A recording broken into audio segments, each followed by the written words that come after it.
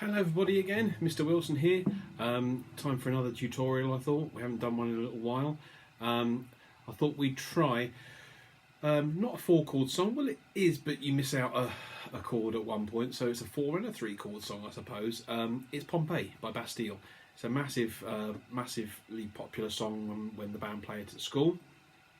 And it's quite a simple one to play. If you want to play along with the recording, like with Bastille, if you want to put them on YouTube or something and then play along with it, then you will need your capo, if you've got one, on the 2nd fret. So just make sure when you're putting your capo on that it's on there nice and straight, not right on top of the fret. And then before you start playing, make sure each note is really nice and clear before we play. It's a really lovely song. It's a nice easy progression. We've got a C to a G to an E minor and then to D. Now I don't think we've gone through D before yet. D is one of those chords that hopefully if you started playing guitar you will have started learning already. It's a chord that you will use lots and lots and lots. It's just got the only problem with it is that all the strings that you hold down are the thinnest, sort of sharpest ones, which can sometimes be hurt a little bit. So you want your first finger at the 2nd fret. Okay, I know we've got our capo on, but it's 2nd fret relative to the capo, so it's 2 frets up from where the capo is. So you want your first finger on the 3rd string at the 2nd fret. Then your 2nd finger goes on the top string, the thinnest string, at the 2nd fret. And then your 3rd finger comes around and goes on to the 2nd string at the 3rd fret. All you have to make sure, like when we talked about when we're starting to use chords in anything, is making sure you can hear all of those strings. So you should be able to hear it something like this if we start from the top.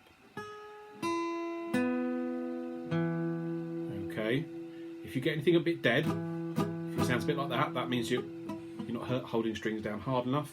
Or what can happen, especially when you're trying to pull this finger around, is that it could rest on that top string. So the 2nd string might be okay, but then it's deadened, and you're deadened to the top string because you're resting that 3rd finger on it. So just make sure that it's one of those times that maybe putting your thumb around the back of the guitar is good, because it makes your fingers come out more in a kind of a claw shape there.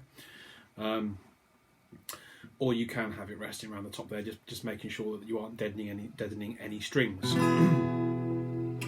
So obviously the song starts with the iconic bit, the a-o, a-o, a-o, a-o, a-o, a-o, a-o, a-o, a-o, a-o, a-o, a-o, a-o, a-o, a-o, a-o. You can sing that if you want to. I just did, just to show you where it comes. So after that goes around twice on the original recording, then you get the guitar come in. Or it's keyboards, I think, on the original recording, but we've obviously got guitars. Again, we're going to play 1 strum for each chord as we're singing this, okay? So it goes something like this. Start off with our C. I was left, then to a G, to my own, then to our E minor. Devices to our D. Back to our C again.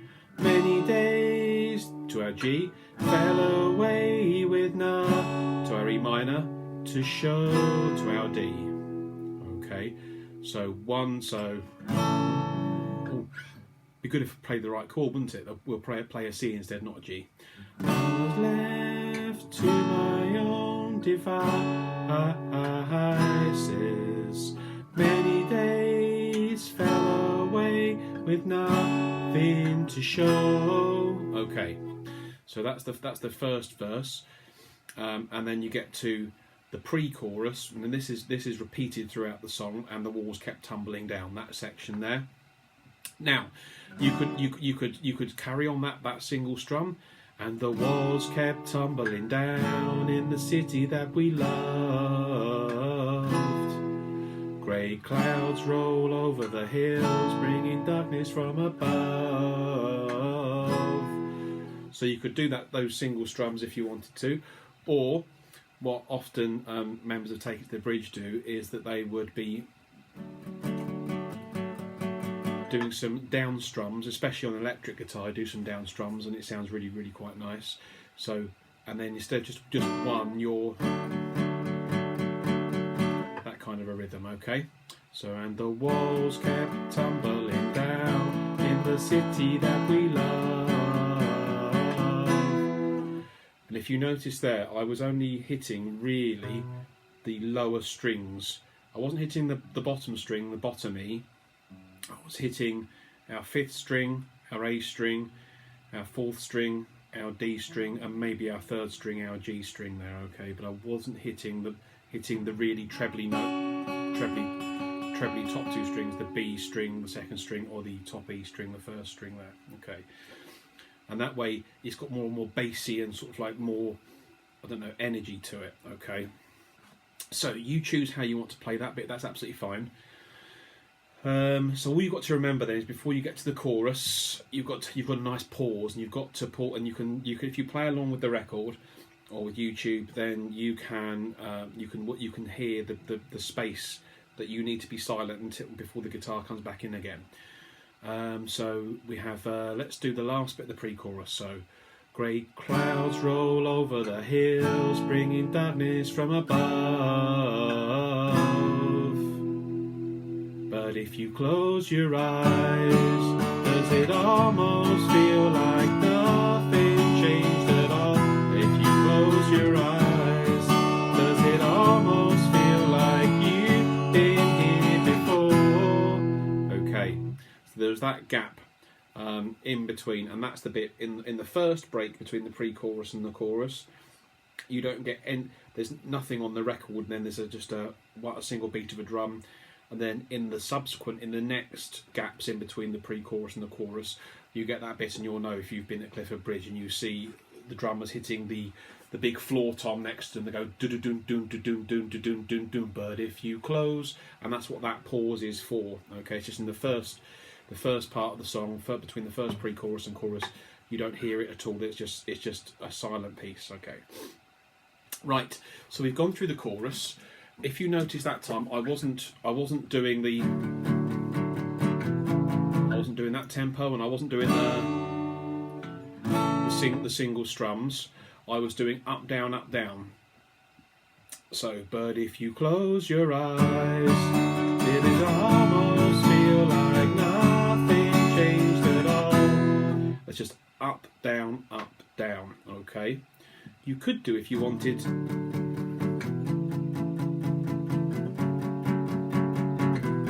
Like we had done in the pre-chorus, but like I said about so many other songs, it's nice to have variation in when you're when someone is listening to you playing, rather than just hearing the same strumming pattern all of the time or the same tempo, those kinds of things.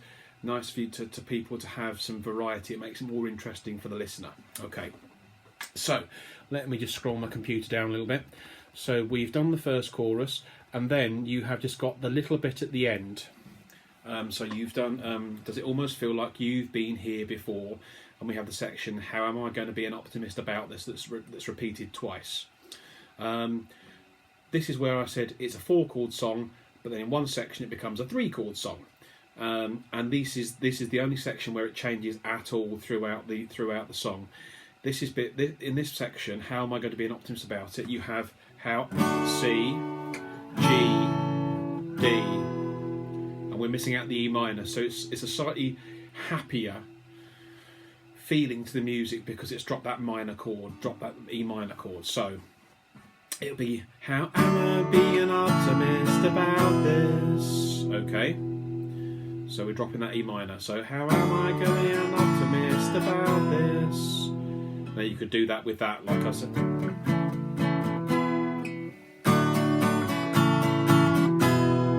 You choose what kind of thing you want to do on that. That's absolutely fine. It's up to you how you want to do it.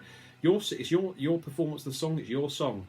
You change how you want to do the strumming in whichever bit. It's up to you.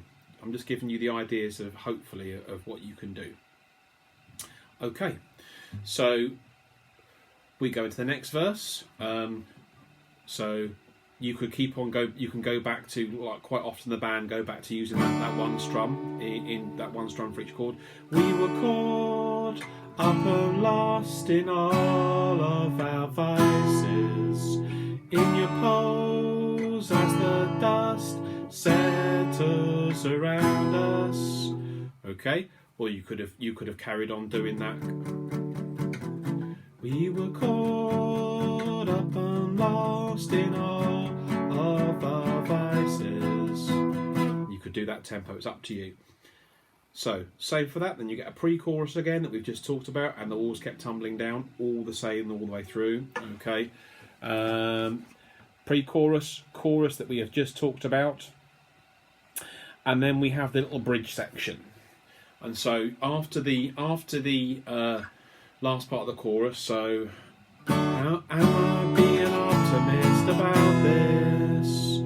In the original recording, if you're playing along with that, there's just one of the chord progressions for the whole song just played without any singing whatsoever. So it just something like.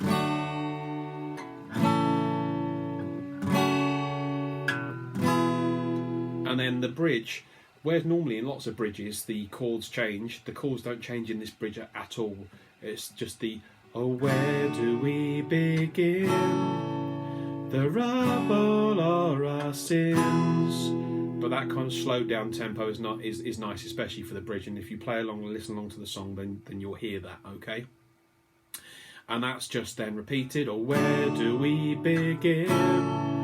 The rubble or our sins.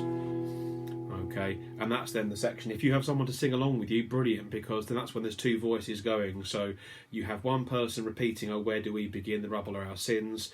And then the other person singing, and the walls kept tumbling down in the city that we loved. And you've got that kind of dynamic between two voices singing two different things at the same time. Okay, so into that pre-chorus with those two different voices if you have someone who will sing with you, and then into the last chorus. And the last chorus is exactly how we've been doing it all the way through. Okay, so but if you close your eyes, does it almost feel like you be good if I got the words right, wouldn't it? But if you close your eyes, does it almost feel like nothing changed at all? And if you close your eyes, does it almost feel like you've been here before? How am I being optimist about this? How am I being optimist about this? And then what the band usually do, you go